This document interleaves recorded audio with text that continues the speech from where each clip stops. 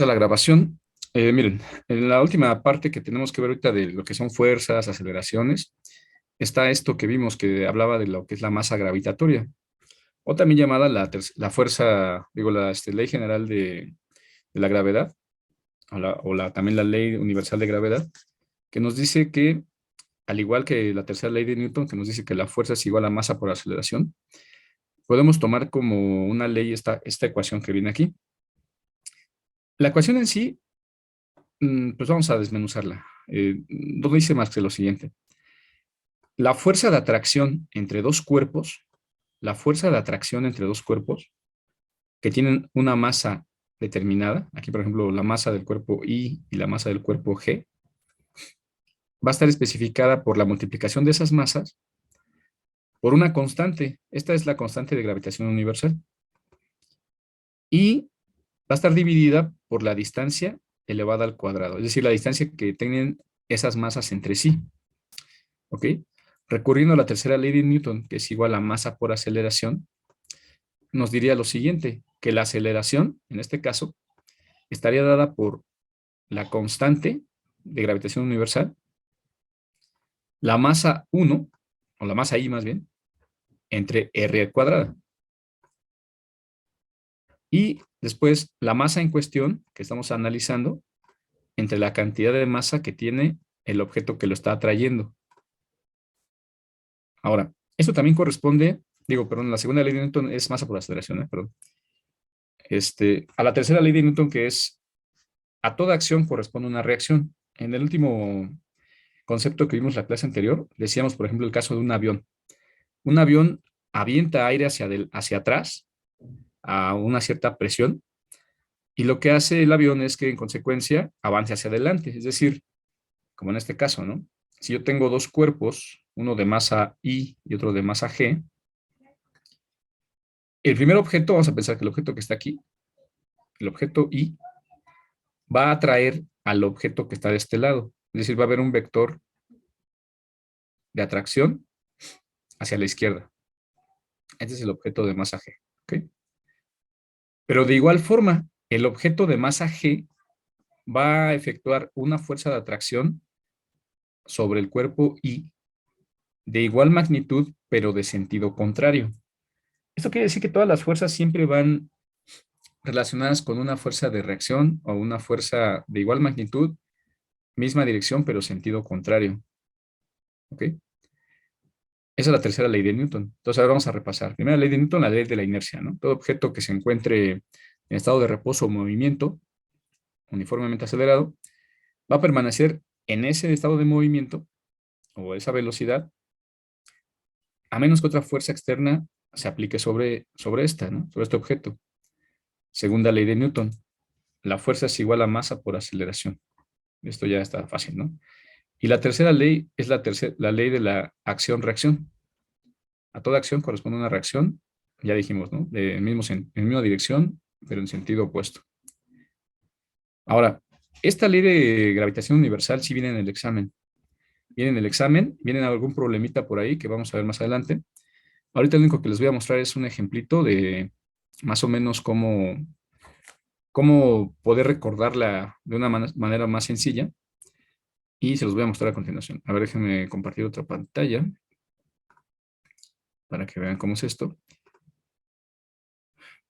Bueno, están viendo la pantalla donde hay dos personas con unas masas. Sí, Perfecto. Bueno, ¿cómo funciona esta ley? Ahí les va. Decíamos que si yo tengo dos masas cualesquiera, vamos a decir aquí tengo la masa azul, que está nombrada como M1, y la masa de color rosa llamada M2, pues van a haber fuerzas de atracción entre ellas. Ok, ¿de qué va a depender esta fuerza? Bueno, aquí si observan en la parte de arriba, por ejemplo, de la masa de color rosa, dice así, fuerza en M2 por M1 es igual a, y sale aquí, ¿no? 0.0000137,894 newton. ¿Ok? Y el vector vendría siendo representado por este dibujito que está aquí, esta flechita que está hacia la izquierda. Es decir, es la fuerza con la que atrae la masa 1 a la masa 2, la atrae hacia ella, ¿no? Y de igual forma, tengo del otro lado un vector igual casi, o no se ve igual en dimensión. Si veo la magnitud es la misma, 137,894, bueno, 0.00000, 137,894 newtons, pero la diferencia es que está en el sentido hacia la derecha. ¿Por qué? Porque es la fuerza con la que M2 atrae a M1. ¿Sí se entiende? Bueno, esto es la acción-reacción, ¿no? Ahora, vamos a jugar un poco con la fórmula que acabamos de ver hace unos momentos. ¿Qué dice esta fórmula? Dice, la fuerza de atracción va a ser igual a la constante de gravitación universal multiplicando la masa 1 por la masa 2 entre la distancia al cuadrado. Bueno, esto quiere decir que a mayor masa, mayor atracción. Ejemplo, miren, vamos a hacer crecer la masa 2. A ver, ahorita está en 400 kilogramos, vamos a hacerla crecer más. Vamos a llevarla a 620, ¿no? Si observan, la cantidad ya subió. Hace rato estaba, si no mal recuerdo, en 130 y algo, ¿no? 137,894 newton. ¿Están de acuerdo? Si yo aumento la masa 2, aumenta la fuerza de atracción en ambos sentidos, ¿no? Ya están 237. Entonces, a mayor masa, mayor atracción. De igual forma, si del otro lado va a crecer la masa, va a crecer también la fuerza. De hecho, vean la dimensión del vector, cómo también crece en este diagrama. ¿Vale? Entonces, ¿esta fórmula se está cumpliendo? Sí, porque dice que a mayor masa va a haber mayor fuerza de atracción. ¿Dudas de esto? Hasta aquí vamos bien, ¿no? Vamos a regresarlas un poquito. Vamos a ponerlas como, vamos a decir, un número que podamos recordar fácil. Vamos a ponerlas en 300. Bueno, hay casi 300. Ahí está, 314. ¿Va? Bueno, ahora, ¿qué pasa con la distancia? Bueno, la distancia, como está dividiendo en esta ecuación, pasa lo contrario. En lugar de que sea un parámetro o una variable que cuando crece, en lugar de hacer crecer la fuerza, va a ser todo lo contrario. Va a hacerla que sea menor la fuerza de atracción. ¿Por qué? Porque está dividiendo en esta fórmula. Vamos a comprobarlo, miren. Si aquí yo alejo, fíjense, está en 314, ¿no? Bueno, más bien 1.314.477, ¿no? Si yo alejo, por ejemplo, la masa 2 de la masa M1, vean cómo empieza a disminuir el vector. Ya no es 1.000.000, ya está bajando, ¿no? ¿Por qué? Porque a mayor distancia, perdón, menor fuerza de atracción. Por ahí en una plática que di antes de que comenzara este curso, les decía que esto yo lo recuerdo un poco como cuando hablamos de dos personas que son pareja, ¿no? Que se relacionan, son pareja. Pues dice que y hay un adagio, ¿no? Que dice, mientras más lejos se encuentren esas parejas, o sea, amor de lejos, ¿no? Pues menos se van a querer, ¿no? O sea, se van a empezar a olvidar, van a dejar de conversar entre sí, de interactuar. Entonces va a haber menos atracción entre ellos, ¿no? A mayor distancia. En cambio, a menor distancia, pues siempre va a haber como que más relación, digo, se van a pelear más y todo eso, ¿no? También. Pero bueno, el amor va a existir, ¿no? Entonces, de algún modo, podemos compararlo con eso. A menor distancia, mayor fuerza de atracción. A mayor distancia, menor fuerza de atracción, porque es inversamente proporcional. ¿Ok? Ahora, la masa, ¿no? Pues la masa a lo mejor lo podemos comparar con, vamos a pensar, vamos a poner que la masa color rosa es una mujer, ¿no? Y la masa color azul es un hombre, ¿no? Supongamos que esta masa representa el dinero que tiene, ¿no? Ahora vamos a suponer que este caballero tiene mucho dinero, ¿no? Va a haber mayor atracción, supongo, ¿no? Supongo, digo, no estoy diciendo que sean personas interesadas, ¿no? Pero bueno, supongamos que sí, ¿no? O vamos a decir que tienen más, pues no sé, más atractivo visual, ¿no? O algo parecido. Entonces, a mayor masa, que se haya comparado con esto, mayor fuerza, y viceversa, ¿no? Si está así, si no tiene dinero, si es poco atractivo, pues va a haber menos fuerza de atracción. Entonces, esto es, ¿no? Esta es la fuerza de atracción y tiene que ver con la tercera ley de Newton. ¿Quieren ser capaces de recordar este concepto? Creo que sí, ¿no? Está sencillo. ¿Dudas hasta aquí? Espero que no. Bueno, ya por último, en tema de estática, vamos a hablar de lo que ahora son algunos conceptos que sí vienen con preguntas de examen. Entre ellos está lo que es un cuerpo rígido y una partícula. Miren, en análisis anteriores que hemos hecho, hemos hablado de lo que es un diagrama de cuerpo libre. O sea, como por ejemplo este. Este es un diagrama de cuerpo libre. donde yo tengo un objeto, que en este caso lo representan como un rectángulo, y en el centro de él, en el centro geométrico de él,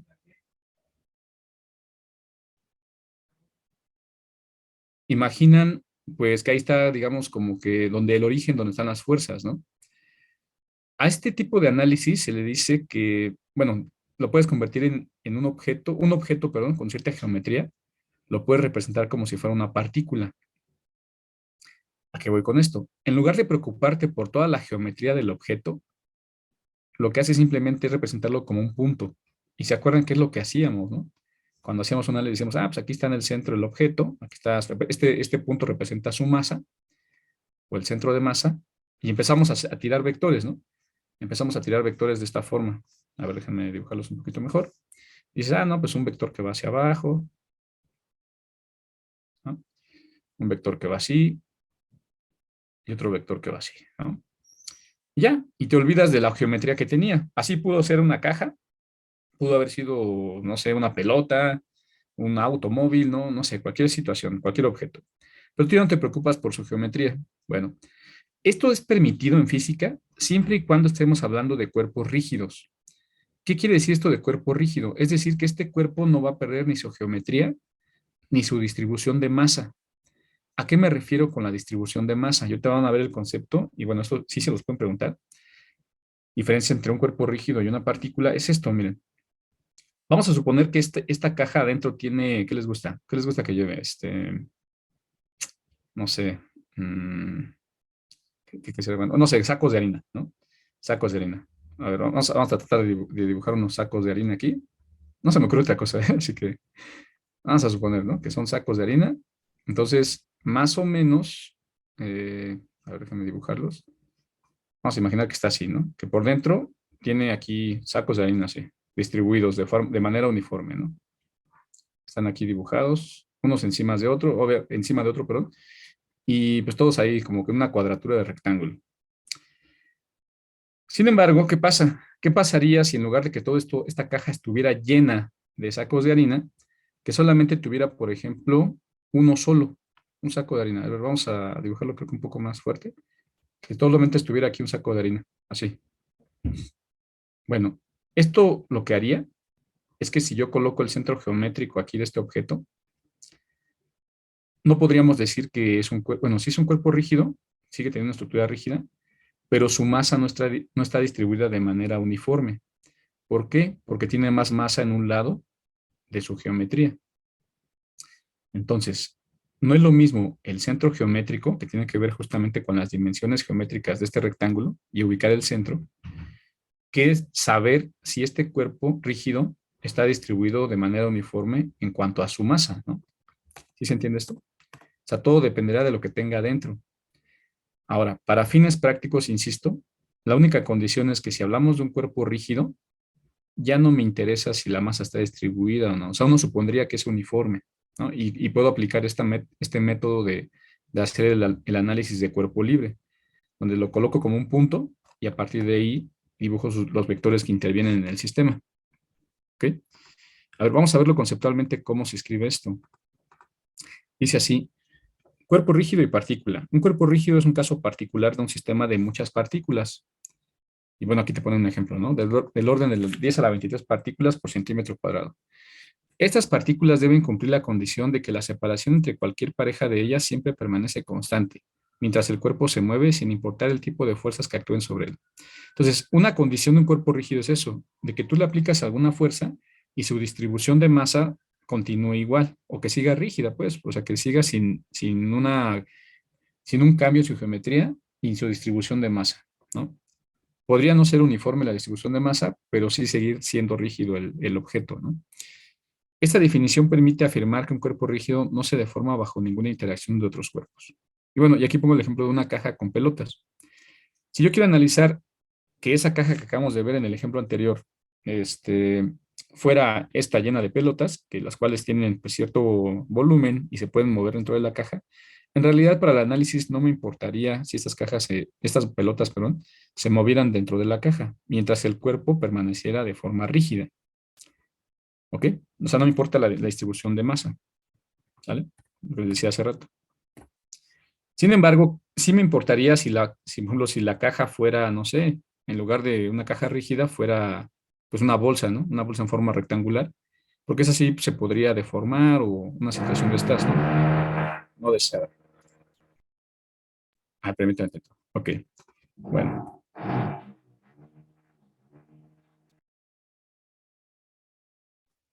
muy bien. Ahora, aquí, por ejemplo, tenemos este caso clásico, que puede ser una pregunta de examen, dice, cuando un cuerpo rígido interactúa con otros cuerpos, las fuerzas que se generan tienden a imprimirle un movimiento de traslación pura, de rotación pura o movimiento combinado de traslación y rotación.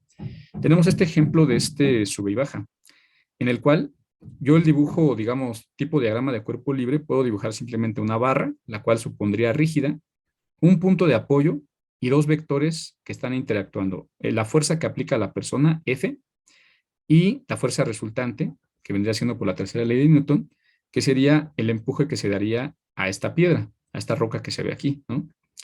Entonces, ¿puedo suponer este diagrama de esta forma tan sencilla? Sí, mientras la roca sea rígida. Una disculpa, es que aquí un vecino está trabajando. Bueno,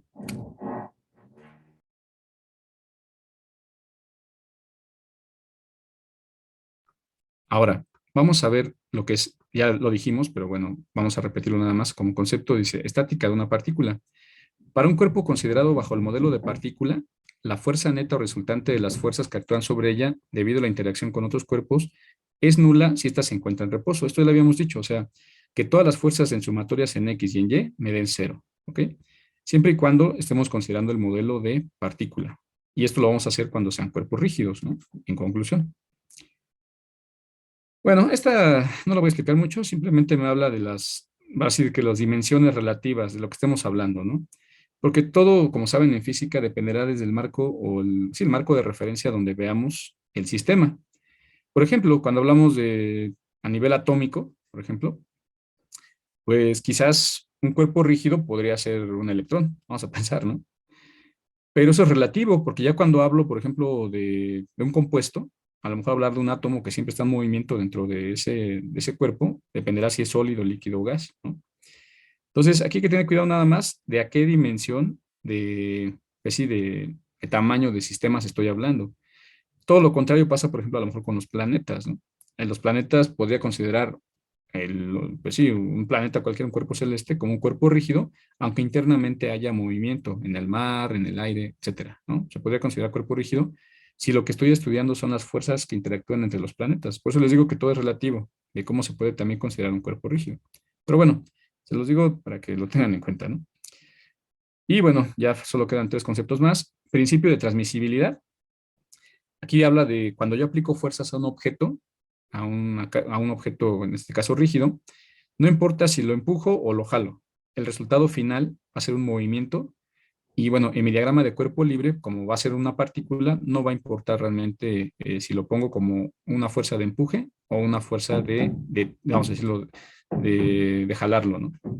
O de dirigirlo hacia quien efectúa la fuerza, ¿no? Es el mismo resultado lo que se obtiene.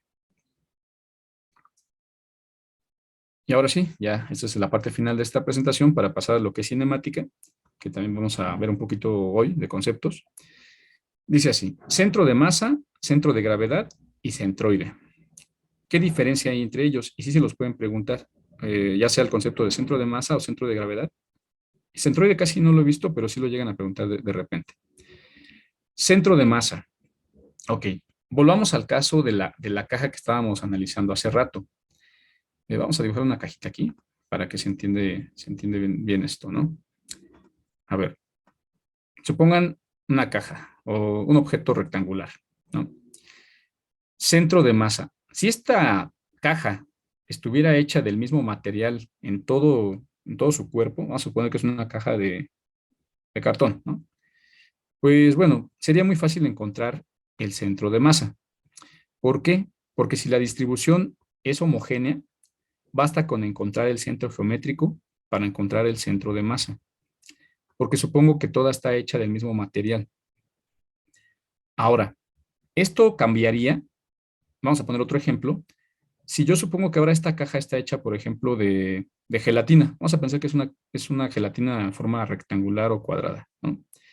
Y aquí quiero que apliquen un poco su imaginación.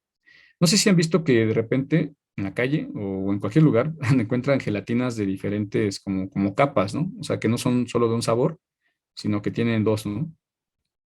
Vamos a pensar este y este, ¿no? Así. Vamos a pensar que es de fresa y de limón, ¿no? Es una gelatina cuadrada de fresa en la parte de abajo y de limón en la parte de arriba, ¿ok? Acuérdense, ocupen su imaginación, ¿eh? Esto es nada más con fines de poner un ejemplo de concepto.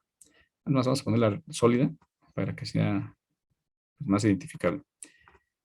Entonces, supongamos que esto no es de fresa, esto es de otro sabor, o vainilla, ¿no? Algo así. Bueno, está de fresa y de limón, ¿no? Supongamos que ambas capas de gelatina tienen la misma densidad, es decir, la misma cantidad de masa por unidad de volumen. Bueno, en ese caso, si tuvieran la misma densidad estas dos gelatinas, igualmente el centro de masa lo voy a encontrar en el centro geométrico de todo este arreglo de gelatina. O sea, ¿dónde? Vamos a suponer que el centro es aquí, ¿no? El centro de masa. ¿Por qué? Porque es homogénea. Es decir, aunque sean materiales diferentes, diferentes sabores, tienen la misma densidad y por lo tanto la misma cantidad de masa por unidad de volumen. Pero ¿qué pasa si no fuera así? Si no tuviera yo la misma densidad. Vamos a suponer, a ver, vamos a poner un ejemplo, que la densidad del objeto de arriba, o sea, de la parte de la gelatina de limón, tiene una densidad de 1, densidad igual a 1. Y la densidad, sí, se ubican esta letra, ¿no? La letra griega rho, bueno, más o menos bien escrita, tiene una densidad de 2. Vamos a suponer que es eso. ¿Dónde supondrían ustedes que se encuentra el centro de masa? ¿Seguirá estando en el centro geométrico?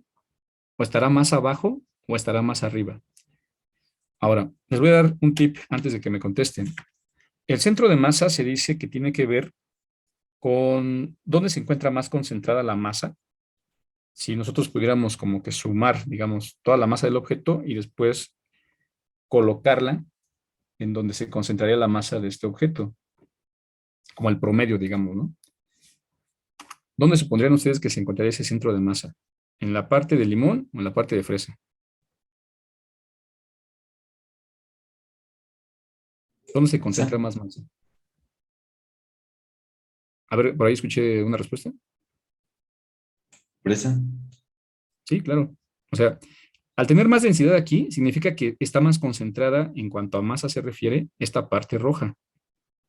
Entonces, lo lógico es que el centro de masa se va a encontrar un poquito más abajo de donde está el centro geométrico. ¿Dónde? No sé, habría que hacer cálculos. Se pueden hacer cálculos para encontrar este punto exactamente. Del lado izquierdo y derecho no lo voy a mover porque supongo que más o menos es lo mismo, está alineado más o menos igual, ¿no? Pero el centro de masa ya no se va a encontrar en el mero centro, en la mitad de este objeto, sino se va a encontrar un poquito más abajo, hacia adentro, donde está la gelatina de fresa. ¿Ok? Entonces, esto es el centro de masa. ¿Ok? Donde, bueno, vamos a leer nada más el concepto. Dice, posición definida en relación a un objeto o a un sistema de objetos. Y dice, es el promedio de la posición de todas las partes del sistema ponderadas de acuerdo a sus masas. Aquí lo importante es eso. ¿Dónde se concentra más la masa de un objeto? ¿Ok? Por decir algo, ¿ustedes saben dónde se encuentra más o menos el centro de masa del cuerpo humano? Digo, yo sé que todos tenemos diferentes geometrías, algunos tienen más largas las piernas, otros más largos el torso, algunos tienen más pesada la cabeza, ¿no? O sea, hay de todo, ¿no? Pero más o menos en general, ¿dónde se encuentra nuestro centro de masa? ¿Dónde se imagina que está? La cadera. ¿La cadera? ¿Habrá alguien más? Por el ombligo era, ¿no? Más o menos, ¿no? Está cerca de nuestro vientre, ¿no? Por ahí. Claro, depende, ¿no? Sí depende, les digo, como de la geometría de las personas, pero en general está más o menos a ese punto. Y bueno, y tal es el caso que, por ejemplo, no sé si han visto cuando los clavadistas dan vueltas, donde ellos, el centro de giro de estas personas generalmente es el centro de masa. Obsérvenlos cuando vean una competencia de estas, el centro donde ellos, o sea, como si le pusieras un eje de rotación, ese vendría siendo su centro de masa, aproximadamente, ¿no? Pero bueno, sigamos. Ahora dice, para objetos rígidos sencillos con densidad uniforme, y aquí la palabra clave es densidad, tómenlo en cuenta, la densidad. ¿Qué es densidad? ¿Alguien recuerda? Bueno, ya dijimos que es la masa por unidad de volumen, pero ¿de qué otra forma la podrían ustedes conceptualizar?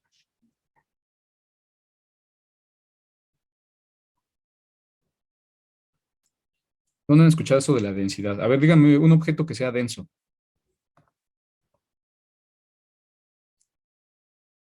A ver, vamos a hablar de dos ejemplos. Ah, bueno, aquí ya tengo uno en el chat. Vamos a ver, dice metales. Ok, sí, los metales son muy densos, correcto.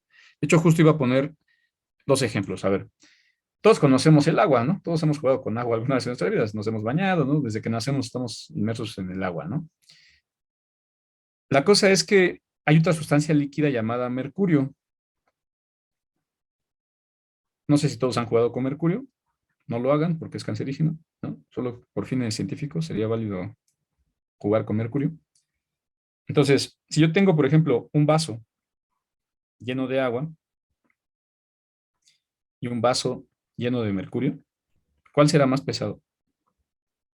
O sea, ¿cuál tendrá más peso de estos dos? Y bueno, suponiendo que tienen la misma nivel de líquido, ¿no? De, ya sea de agua o de mercurio. ¿Cuál creen que sea más pesado?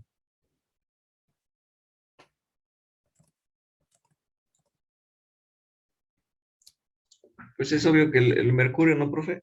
Pues sí, es obvio, ¿no? Es obvio que el mercurio, ¿no? Es más pesado, pero ¿eso a qué se debe? A que este objeto o este material es más denso. ¿Qué significa densidad? Que tiene más masa por cada unidad de volumen. O sea, aquí si el volumen es el mismo, si se fijaron, es el mismo volumen de cada vaso, pero por la densidad que tiene el mercurio, va a tener más masa, ¿no? Concentrada. Es como decir como la concentración de masa que tiene un objeto o un material. Por eso es más pesado, ¿no? Por la ley de Newton, ¿no? Porque tiene más masa, por lo tanto, más fuerza ejerce por el tema de la gravedad, ¿no? Entonces, densidad también se podría decir algo como esto, que es la concentración de masa, ¿ok? O sea, si no quieres usar la fórmula de densidad es igual a masa sobre volumen, puedes decir que es la concentración de masa en un espacio, ¿no? Y bueno, dice aquí, el centro de masa se ubica en el centroide. Y aquí viene otro concepto, centroide. Por ejemplo, el centro de masa de un disco uniforme estará en el centroide, es decir, en su centro geométrico, ¿no? Algunas veces el centro de masa no está en ningún lado sobre el objeto. Ahorita vamos a ver un caso así general que luego pasa muy, muy seguido. Y dice, el centro de masa de un anillo, por ejemplo, ese es el que les quería comentar, está ubicado en su centro en donde no hay material. Está interesante, ¿no? O sea, tú tienes un anillo, pues simplemente es un aro, una especie de aro. Vamos a pensar que es este, ¿no? Vamos a dibujarlo. Entonces, la masa del anillo, ahora vamos a ponerlo doble. Ah, no, ya no me salió. Más o menos así, mire. Entonces, el material del que está hecho el anillo, pues vendría siendo como el grosor del anillo, ¿no? Más o menos. O sea, vendría siendo algo como esto, ¿no? O sea, esta parte sería donde está el material, ¿no? La masa del anillo. Su centro geométrico de este aro pues, se encuentra aquí en este punto, en el centro. Si está hecho de oro, por ejemplo, y es uniforme, o sea, no tiene huecos en medio el anillo, está bien hecho, está bien fundido, el centro de masa también se va a encontrar en el centro geométrico, ¿ok? Se va a encontrar aquí.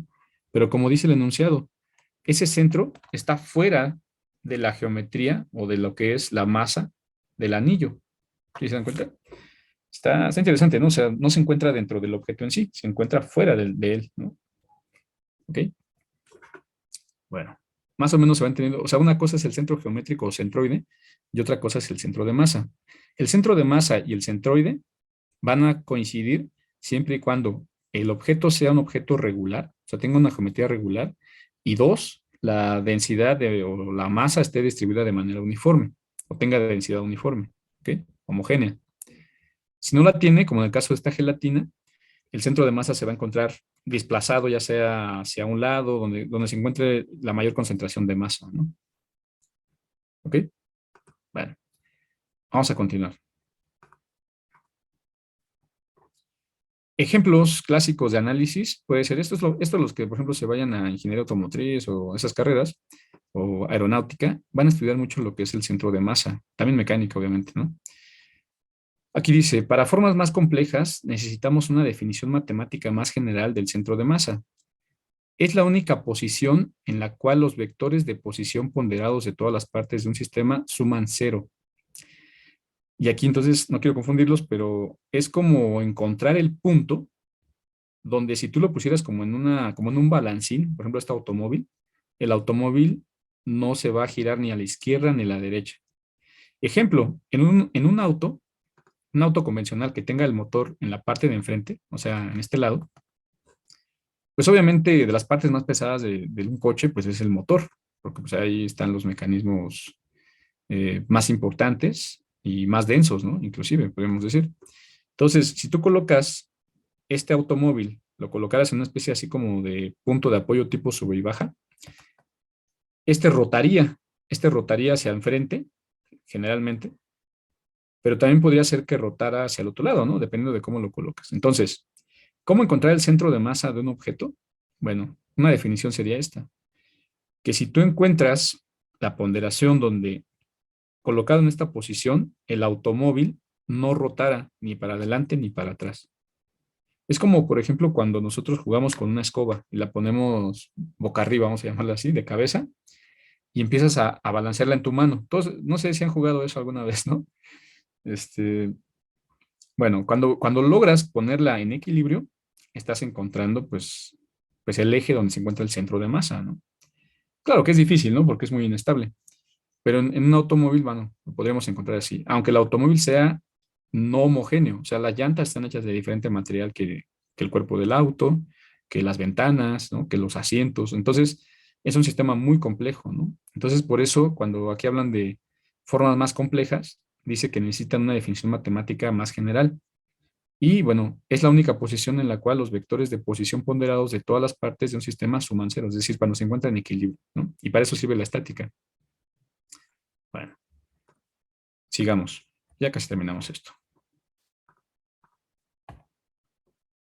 Por último, centro de gravedad.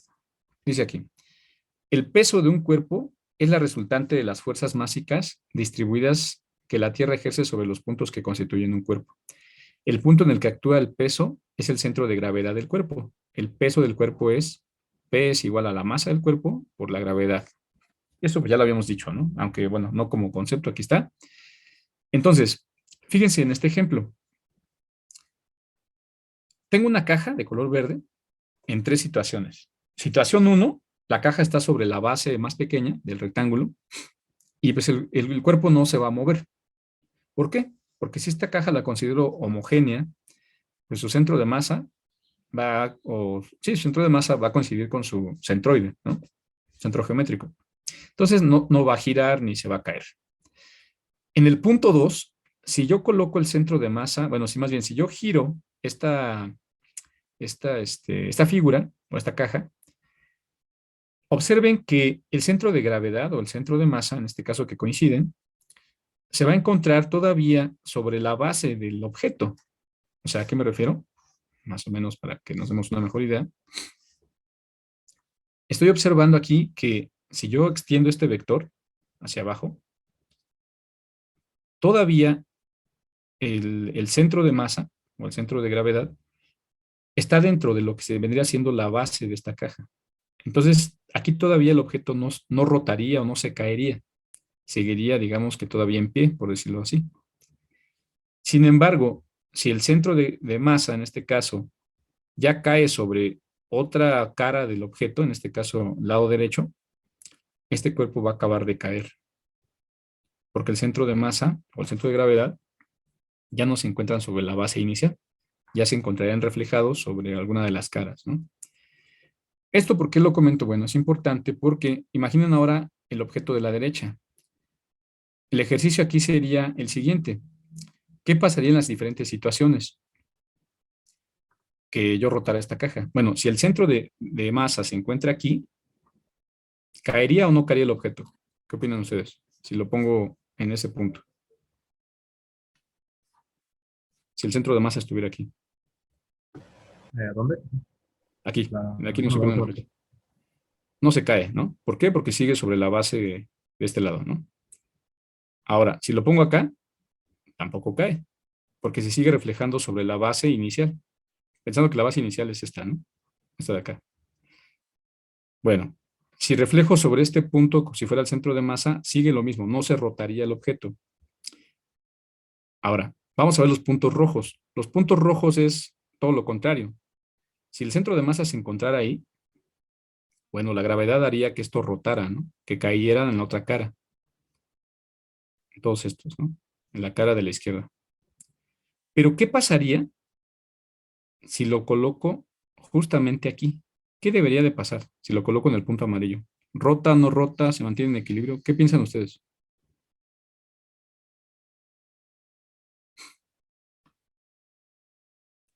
Por aquí dice Valdés que en equilibrio. ¿Ok? ¿Se acuerdan que vimos los tipos de equilibrio? ¿Qué tipo de equilibrio sería este?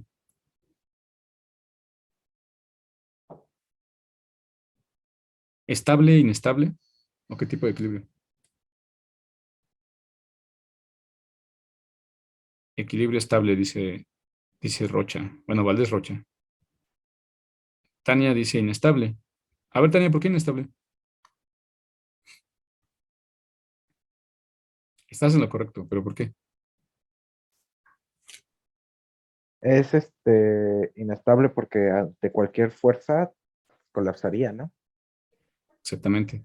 Sí, porque es muy fácil. Exacto. Bueno, aquí Tania dice, porque apenas pasa el centro de masa y se cae. Sí, correcto. Sería muy sencillo que ante cualquier vibración, fuerza externa o perturbación, va a caer. ¿Hacia dónde? No sabemos, ¿no? O sea, depende de hacia dónde se aplique esa fuerza, si es a la izquierda o a la derecha. Pero justo, entonces, es importante definir el centro de masa de un cuerpo rígido, sí, si estamos haciendo ya un análisis a detalle de ese cuerpo. Si solamente vamos a analizar las fuerzas que interactúan sobre él, quizás no lo sean mientras sea un cuerpo rígido, ¿ok? Bueno, esto lo quiero nada más que lo retengan como concepto, porque sí puede venir por ahí una figurilla, como veremos algunos ejercicios, donde les pregunten sobre esto, centro de masa, centroide, estabilidad, ¿no? ¿Qué tan estable puede ser que un objeto se encuentre en cierta situación?